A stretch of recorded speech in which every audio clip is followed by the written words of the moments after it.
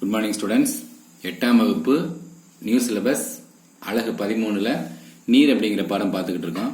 இதில் வந்து நம்ம நீரோட முக்கியத்துவம், அதோட பண்புகள், அதோட பயன்கள், நீரோட வேதிவினைகளுக்கான அதோட சமன்பாடுகள், நீரை தூய்மையாக்கும் முறைகள், கடின நீரை மென்னீராக மாற்றுறது, கடின நீர்னா என்ன, மென்னீர்னா என்ன, நீர் எப்படி மாசுபடுது, அதற்கான காரணிகள் என்ன, அதோட நீர் மாசுபாட்டினால ஏற்படக்கூடிய விளைவுகள் என்ன, நீரில் என்னென்ன மாதிரியான இருக்கு, அதோட பண்புகள் எல்லாமே எல்லாமே நம்ம என்ன பண்ணிட்டோம், பார்த்துட்டோம். இப்போ இந்த பாடத்தோட கடைசிக்கு வந்திருக்கோம். அது என்ன அப்படின்னா, நீர் மாசுபாட்டினை கட்டுப்படுத்தும் வழிமுறைகளை வரிசைப்படுத்துதல். இதை பற்றி இப்போ பார்ப்போம். எஸ் ஸ்டூடெண்ட்ஸ், பொதுவான மாசுபடுத்திகள், அதாவது மாசுபடுத்துறத பற்றி நீர் வந்து எந்தெந்த வகையில மாசுபட போகிறது அப்படிங்கிறத நம்ம இப்போ பார்க்க போறோம். அட்டவணையில் பார்க்க போறோம். அதான் இங்க சொல்லியிருக்காங்க. இங்க என்ன சொல்லியிருக்காங்கன்னா, மாசுபடுத்திகளை 3ஆ பிரிக்கிறாங்க. மாசுபடுத்திகள் அப்படிங்கறத பத்தி தெரியும் உங்களுக்கு. அதை வந்து 3ஆ பிரிக்கிறாங்க. என்னென்னா, வீட்டு உபயோக மாசுபடுத்திகள், வேளாண் மாசுபடுத்திகள், தொழிற்சாலை மாசுபடுத்திகள். அதாவது என்ன சொல்றாங்க, வீட்டில இருந்து வெளிவரக்கூடிய, வீட்டில் நம்ம பயன்படுத்தினால உருவாகக்கூடிய மாசுபடுத்திகள், வேளாண் விவசாயத்தினால ஏற்படக்கூடிய மாசுபடுத்திகள் மற்றும் தொழிற்சாலைகளால உருவாகக்கூடிய மாசுபடுத்திகள் அப்படிங்கிற வகைப்படுத்துறாங்க. அது என்னென்ன மாதிரியான மாசுபடுத்திகள், அதற்கான ஆதாரங்கள் என்ன, அதற்கான விளைவுகள் என்ன அப்படிங்கறத கீழே அழகா அட்டவணையில உங்களுக்கு கொடுத்திருக்காங்க. நம்ம ஃபர்ஸ்ட் வந்து வீட்டு உபயோக மாசுபடுத்திகள்ல பார்ப்போம். அதோட மாசுபாடு என்ன மெயின் அப்படின்னா, சோடியம் சல்பேட்டுகள் மற்றும் பாஸ்பேட்டுகள். சோடியம் சல்பேட்டுகள் மற்றும் பாஸ்பேட்டுகள். இதோட ஆதாரங்கள் என்னங்க அப்படின்னா, சலவைத்தூள். நம்ம பயன்படுத்துறோம்னா டிடர்ஜென்ட், துணி துவைக்கிறோம் இல்லையா, அதுதான் மெயின். இதனால என்ன ஆகுது அப்படின்னா, அதுல இந்த மாசுபாடுனாலையும் இந்த ஆதாரங்கள்னாலையும் என்னென்ன மாதிரியான விளைவுகள் நம்மளுக்கு ஏற்படுது அப்படின்னு பாத்தீங்கன்னா, மனுஷனோட வளர்ச்சி, இனப்பெருக்கம், நரம்பியல் நச்சுத்தன்மை மற்றும் நாளமில்லா சுரப்பிகள் சீர்குலைவு. நாளமில்லா சுரப்பிகள் தான் நம்ம உடம்புல இருக்கக்கூடிய மிக முக்கியமான பாயிண்ட்ஸ்லாம். அதோட சீர்குலைவே இந்த சலவைத்தூளை உருவாக்குறது அப்படிங்கிற போது பயமா தான் இருக்கு ஏற்படுத்தினா. மறுபடியும் இந்த பாஸ்பேட்டுகள் இருக்கு பத்தி, அந்த பாஸ்பேட்டுகள் என்ன பண்ணணும்னா, பாக்டீரியா மற்றும் ஆல்காவை வேகமாக வளர செய்கிறது. நீர்நிலைகள்ல நீர்ல போய் கலந்தோன்னே இந்த பாஸ்பேட்டுகள் வந்து தண்ணீர் இருக்கக்கூடிய இந்த பாக்டீரியா மற்றும் ஆல்காவை வேகமா வளர்ச்சி, இந்த வேகமா வளர செய்யறதுனால என்ன பிரச்சனை அப்படின்னா, இந்த இதெல்லாம் என்ன பண்ணணும்னா, நீரில் கரைந்திருக்கக்கூடிய ஆக்சிஜன் முழுவதும் எடுத்துக்கும். இந்த பாஸ்பேட்டுகள் போய் தண்ணீரை கலந்து அதுல பாக்டீரியா ஆல்கா வேகமா வளர செய்யும். இது என்ன பண்ணும், நீரில் கலந்துக்கூடிய ஆக்சிஜன் முழுவதையும் எடுத்துக்கொள்கிறது.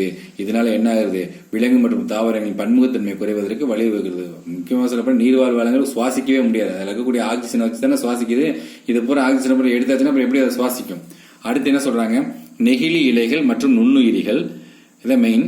அதுக்கு ஆதாரம் நெகிழி ஆடை, முடி அழகு மற்றும் தோல் பொருட்கள். நம்ம நெகிழியை வந்து பயன்படுத்துறோம். நம்ம நெகிழியை வந்து பல்வேறு விதமான பொருட்கள் எல்லாம் நம்ம பயன்படுத்துறோம். அதுதான் இங்க சொல்லியிருக்காங்க. இதனால என்ன மாசுகள் ஏற்படுது அப்படின்னா, ஏரி, ஆறு மற்றும் கடல் போன்ற நீர்நிலைகளை சென்றடைகின்றன. இங்கு இவை நச்சுத்தன்மை கொண்ட வேதிப்பொருட்களை கவர்கின்றன.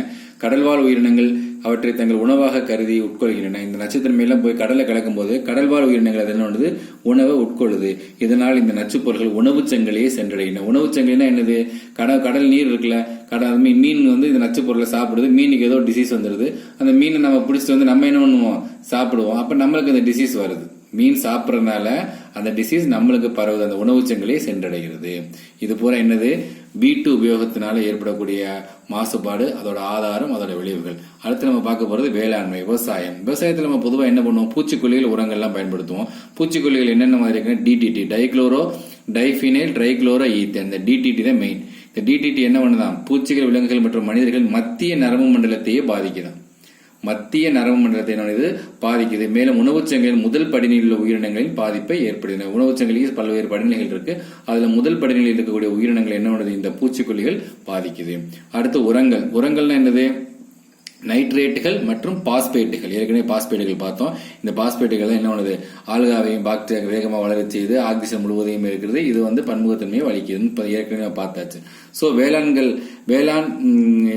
ஏற்படக்கூடிய அந்த மாசுபடுத்திகள் என்னென்ன பண்ணுது அப்படிங்கறத பார்த்தோம். இப்ப அடுத்து நம்ம பார்க்கப்படுகிறது தொழிற்சாலை மாசுபடுத்திகள். இந்த தொழிற்சாலை மாசுபடுத்தல் மெயினா என்ன சொன்னா, ஈயம், மெர்க்குரி, கேட்மியம், குரோமியம் மற்றும் ஆர்சனிக். இது பூராமே தொழிற்சாலைகள்ல தயாரிக்கக்கூடியது.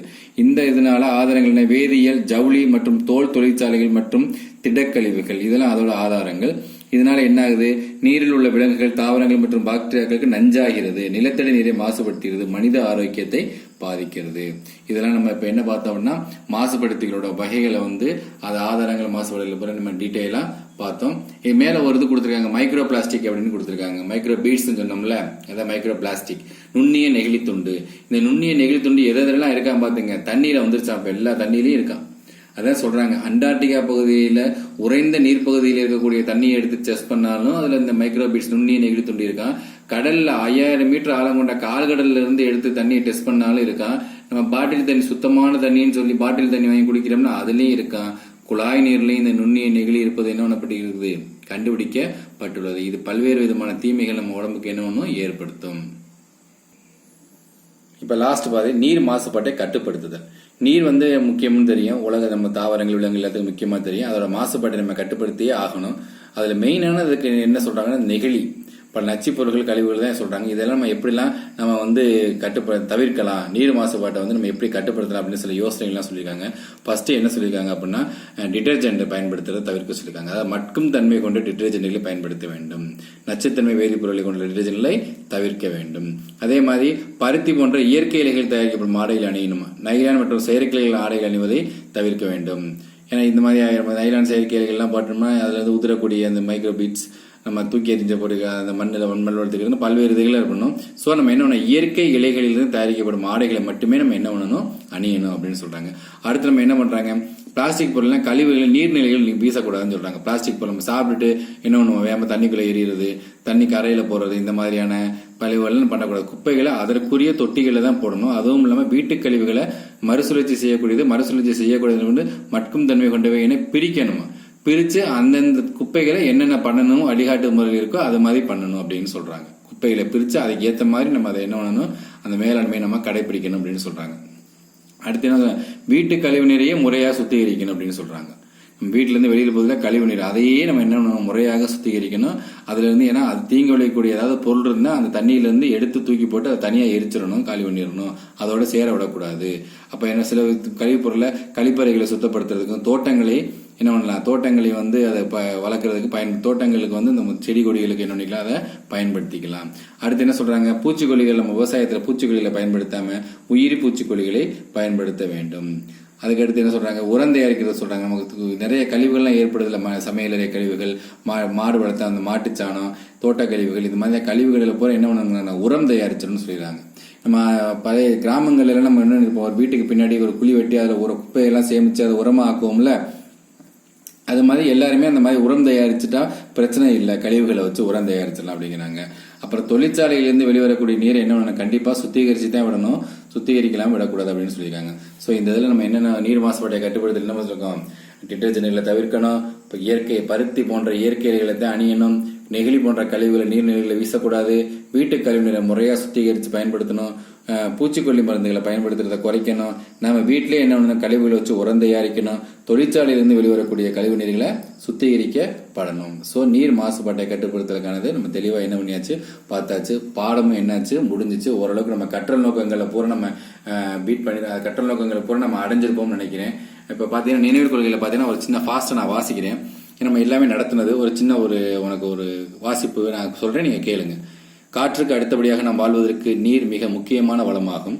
நீரில் ஹைட்ரஜன் மற்றும் ஆக்சிஜன் போன்ற கூறுகள் உள்ளன. அதன் மூலக்கூறு வாய்ப்பாடு H2O. மின்னாற்பகுப்பின் மூலம் நீர் இருவேறு வாயுக்களாக பிரிக்கப்படுகிறது. மின்னாற்பகுப்பின் போது ஹைட்ரஜன் மற்றும் ஆக்சிஜன் 2:1 என்ற விகிதத்தில் பெறப்படுகிறது. நீரானது 4 டிகிரி சி வெப்பநிலையில் அதிகபட்ச அடர்த்தியை கொண்டுள்ளது. 4 டிகிரி சி குறைவான அல்லது அதிகமான வெப்பநிலையில் நீரின் அடர்த்தி 1 கிராம் per சென்டிமீட்டர் கியூப்க்கும் குறைவாக உள்ளது. நீரின் இந்த தனித்துவமான பண்பு குளிர்காலம் மற்றும் கோடை காலங்களில் நீர்வாழ் உயிரினங்கள் உயிர் வாழ உதவுகிறது. எல்லாமே நம்ம சொன்னதான். நீர் மூலக்கூறு அது ஹைட்ரஜன் ஆக்சிஜன் இருக்கு, அது H2O. மின்னாற்பு போகும்போது அது ஹைட்ரஜனாகவும் ஆக்சிஜனாகவும் 2:1 பிரியுது. நீருக்கு ஒவ்வொரு வெப்பநிலையிலும் அதிக அடர்த்தி ஒவ்வொரு அடர்த்தி இருக்கும். அதுல அதிகபட்ச அடர்த்தியை உருவானது 4 டிகிரி சென்டிகிரேட்ல தான். அந்த அடர்த்தி 1 கிராம் per சென்டிமீட்டர் கியூப். அதுல நீருக்கு குறை கடத்தி இருக்கு. குறை கடத்தி இருக்கிறதுனாலதான் அந்த பனிக்காலங்களில் உறையும் பொழுது கீழே இருக்கக்கூடிய உயிர்வாழங்கள்லாம் நீர்வாழ் உயிரினங்கள் அதாவது செத்து போகாம உயிர் வாழுது அப்படின்னு சொல்றாங்க. அதுக்கப்புறம் கடல் நீரில் பல கனிமங்கள் மற்றும் உப்புகள் உள்ளன. எனவே இது உப்பு நீர் என்று அழைக்கப்படுகிறது. கடல் நீர்ல பல கனிமங்கள் நிறைய உப்புகள் இருக்கிறதுனால அது உப்பு நீர், உவர் நீர் அப்படின்னு சொல்றோம். நீரானது 0% சென்டிகிரேட் வெப்பநிலையில் உறைகிறது. 100 டிகிரி சென்டிகிரேட் வெப்பநிலையில் கொதிக்கிறது. அதாவது உரைநிலை 0 டிகிரி சென்டிகிரேட், கொதிநிலை 100 டிகிரி சென்டிகிரேட் சொல்லியிருக்காங்க. நீர் பல பொருளை கரைக்கிறது. எனவே ஒரு நீர் ஒரு சர்வ கரைப்பான். குடிப்பதற்கு பயன்படும் நீரை பருக உகந்த நீர் என்கிறோம். நீரில் கரையக்கூடிய வாயுக்கள் உள்ளன. அவை நீர்வாழ் உயிரினங்களின் சுவாசித்தலுக்கும் ஒளிச்சேர்க்கைக்கும் பயன்படுகின்றன. சுவாசித்தலுக்கு ஆக்சிஜன், ஒளிச்சேர்க்கைக்கு கார்பன் டை ஆக்சைடு. நீரில் இந்த வாயுக்கள்லாம் கலந்திருக்கு. இன்னும் நைட்ரஜன் முதற்கொண்டு கலந்திருக்கு. கால்சியம் மற்றும் மெக்னீசியம் போன்ற உப்புக்கள் இருப்பதால் நீர் கடினத்தன்மை உடையதாகிறது. நீர் கடினத்தன்மைனா உப்பு தண்ணி. அது எதுக்காக உருவாகுது? அந்த கால்சியம் மற்றும் மெக்னீசியம் போன்ற உப்புகள் இருப்பதனால தான் நீர் கடினத்தன்மை உடையதாகிறது. சுத்திகரிக்கப்படாத வீட்டு திடக்கழிவுகள், கழிவுநீர், விவசாய கழிவுகள் மற்றும் தொழிற்சாலை கழிவுகளாகவே ஏரிகள், ஆறுகள் போன்றவற்றில் கலப்பு விளைவாக நீர் மாசுபாடு அடைகிறது. ஸோ இதெல்லாம் நம்ம இந்த பாயிண்ட்ஸ் டு ரிமெம்பர், அதாவது நினைவில் கொள்கை அப்படிங்கிறத நம்ம பார்க்குறோம். அடுத்து நம்ம ஏற்கனவே ஒவ்வொரு பாடம் முடிஞ்சும் போது சொல்றத சொல்லடைவை நீங்க படிச்சே ஆகணும். சொல்லடைவு ஒரு இங்க எத்தனை கொடுத்துருக்காங்கன்னா 3, 6, 9 கொடுத்துருக்காங்க. 9 சொல்லடைவை நீங்க அழகா படிக்கணும். நான் இதை மட்டும் வாசிக்கிறேன், நீங்க அங்கிட்டு உள்ளது நீங்க வாசிக்கணும். மின்னார் பகுப்பு, பருக உகந்த நீர், உப்பு நீர், கிருமி நீக்கம், தன்வெப்ப ஏற்புத்திறன், உள்ளுறை வெப்பம், நீர் மாசுபாடு, வீட்டு கழிவு நீர், நீர் பாதுகாப்பு. இந்த வார்த்தைகள்லாம் உங்களுக்கு என்னென்னு தெரிஞ்சிருக்கணும். சரிங்களா? ஸோ இந்த பாடம் என்னாச்சு, முடிஞ்சிச்சு. நாம இந்த பாடத்தை முடிச்சாச்சு. எப்போதும் போல வழக்கம் போல ஒரு பாடத்தை முடிச்சாச்சுன்னா நம்ம என்ன பண்ணுவோம், மதிப்பீடு புக் பேக் கொஸ்டின்ஸ் போடுவோம். அதை நான் அடுத்த வீடியோல உங்களுக்கு நான் சொல்றேன்.